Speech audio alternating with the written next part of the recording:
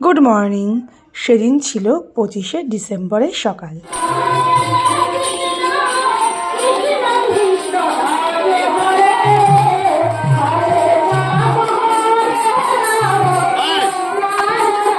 প্রতি বছরের মতন এবছরও আমাদের পাড়ায় 25শে ডিসেম্বর থেকে শুরু হয়ে গেছে অষ্টপ্রহর কীর্তন।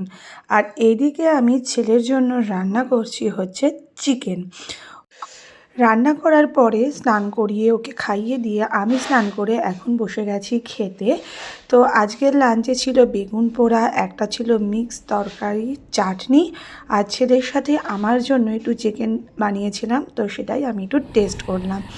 তো আজ যেহেতু 25শে ডিসেম্বর, ছেলেকে নিয়ে কোথায় যাব ভাবতে ভাবতে ভাবলাম যে আমাদের বাড়ির কাছেই যে চার্চটা আছে সেখান থেকে ছেলেকে ঘুরিয়ে নিয়ে আসি। সত্যি কথা বলতে বেরোনোর কোনো প্ল্যান ছিল না। আর হচ্ছে চ্যাম্পের বাবা এসে বলল চলো ছেলেকে নিয়ে ঘুরে আসি। আর এই প্যান্ডেলটা কিন্তু আমাদের কীর্তনে যেখানে খাওয়া দাওয়া হয় তার প্যান্ডেল ছিল।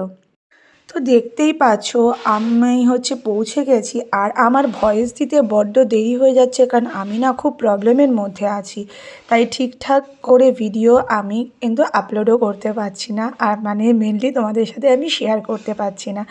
তো এখানে নামার পরে আমরা তিনজনে হাঁটতে হাঁটতে এখন চার্চের দিকে যাচ্ছিলাম। আর চার্চটা দেখো, মেনলি এন্ট্রান্সটা যেখান দিয়ে সবাই এন্ট্রি করছে, তাই গেটটা দেখো কত সুন্দর করে সাজিয়েছে। আর চার্চটাও পুরো একদম টুনি লাইট দিয়ে সাজিয়েছে। তো এখানে দাঁড়িয়ে আমরা আগে কিছু ছবি ক্লিক করলাম ছেলের বাবার। আর দেখতে পাচ্ছ দুজনে হাঁটতে হাঁটতে যাচ্ছে, আর মা কোথায়, মাকে দেখাচ্ছে। আর এই আমি কোনো রকমে তাড়াতাড়ি করে একটা হুডি আর একটা জিন্স পরে বেরিয়ে এসেছি। ওই যে আমাদের বেরোনোর কোনো প্ল্যান ছিল না, আমি কিন্তু ছেলে নিয়ে ঘুমিয়েছিলাম। তো যেহেতু জুতো খুলে ঢুকতে হবে, তাই চ্যাম্পের বাবা বলল আগে তুমি ঘুরে আসো, তারপরে আমি ছেলে নিয়ে ঘুরে আসছি।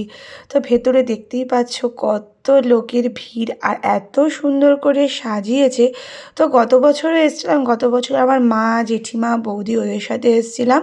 তো আজকেও ওদের সাথে আসার কথা ছিল, প্ল্যানটা ক্যান্সেল হলো, তাই চ্যাম্পের বাবার সাথে আসলাম। এখানে সত্যি কথা বলতে এখানে আসলাম বলে মনটাও না একটু ভালো লাগলো। মন খারাপ করে বাড়িতে ছেলেকে নিয়ে শুয়েছিলাম। তারপর ওখান থেকে বেরিয়ে গেছি। এখন চ্যাম্পের বাবা আর চ্যাম্প ভেতরে গেছে, তাই ওদের আমি আর কোনো ক্লিপস নিতে পারিনি। আর এই লাইটের সামনে দাঁড়িয়ে ছেলে কয়েকটা ছবি তুলে দিলাম। আর এই চার্চের পাশে এই প্যান্ডেলটা হয়েছে, এখানেও কিন্তু যিশুর একটা মডেল তৈরি করা হয়েছে। কিন্তু আমার ছেলে এখানে এসে শিব, কাউ এসব খুঁজে বেড়াচ্ছে। তো ওখান থেকে বেরিয়ে গেছি, যাব এখন মেলার দিকে। তো মেলাটা ঘোরার আগে দেখলাম যে এখানে আরেকটাও প্যান্ডেল হয়েছে, এখানে বেশ কয়েকটা প্যান্ডেল হয়েছে। তো মেলার পাশে যে প্যান্ডেলটা সেটা ফার্স্টে আমরা কিন্তু দেখতে চলে আসলাম।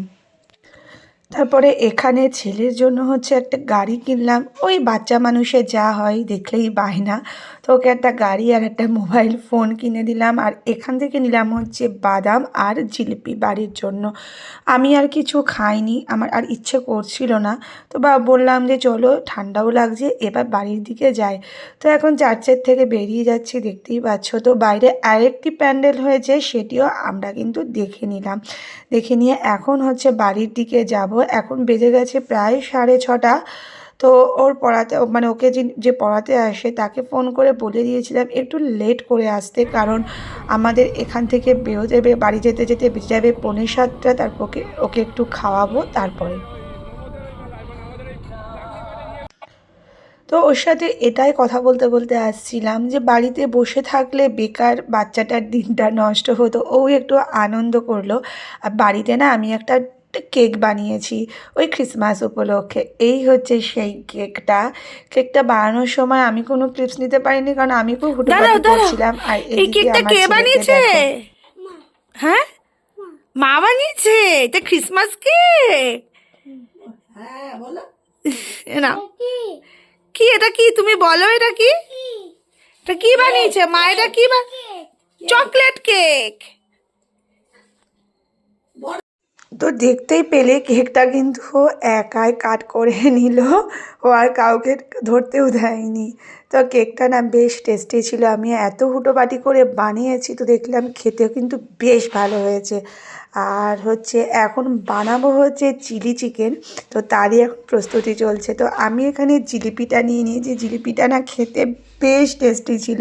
আর এখানে আমি চিকেনটা হচ্ছে আদা রসুনের পেস্ট, কর্নফ্লাওয়ার, ডিম সব দিয়ে ম্যারিনেট করে রেখেছি। আর এখানে দেখতেই পাচ্ছ আমি কিন্তু পকোড়াগুলো ভেজে ভেজে তুলে নিচ্ছি। আর এখানে পকোড়া ভাজতে ভাজতে কিন্তু আমরা কয়েকটা সস দিয়ে পকোড়া খেলাম, আর বেশ সফট হয়েছে, দেখো কত সুন্দর।